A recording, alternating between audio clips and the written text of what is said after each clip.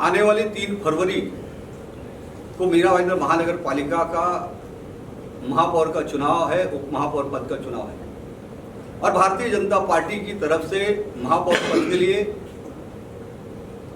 डिंपल विनोद मेहता जी उम्मीदवार हैं और ध्रुव किशोर पाटिल जी उप महापौर पद के लिए उम्मीदवार हैं।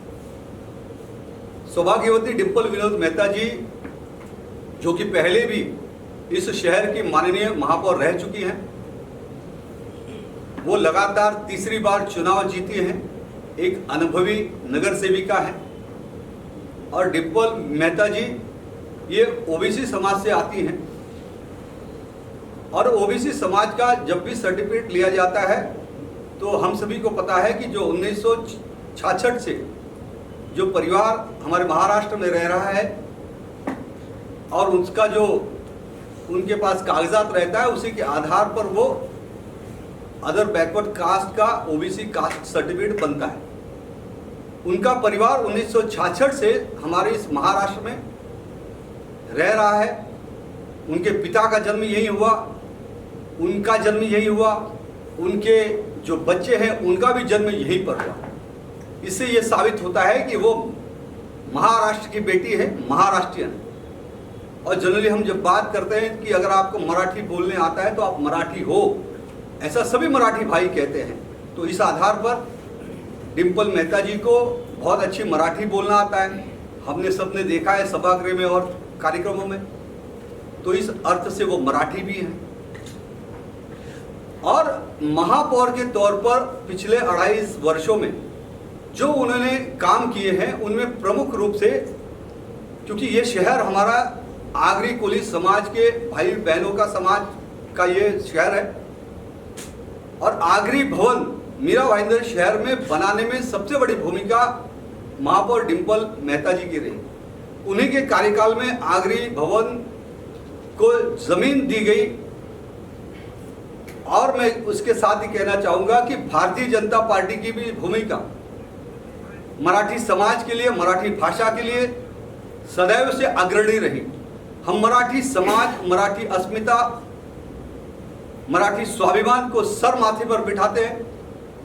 एकाध संगठन ने ये विषय उठाया, मराठी एकीकरण समिति की मराठी महापौरी थी, लेकिन मैंने पूरी सफाई दी कि किस प्रकार से डिंपल विनोद मेहता जी मराठी है, महाराष्ट्रियन है। मेरी यह स्पष्ट भूमिका है और मांग है कि इन संस्थाओं ने अपना आंदोलन वापस लेना चाहिए, क्योंकि इससे शहर का माहौल जो एकदम हंसी खुशी का माहौल है, इस शहर का वो हंसी खुशी का माहौल है।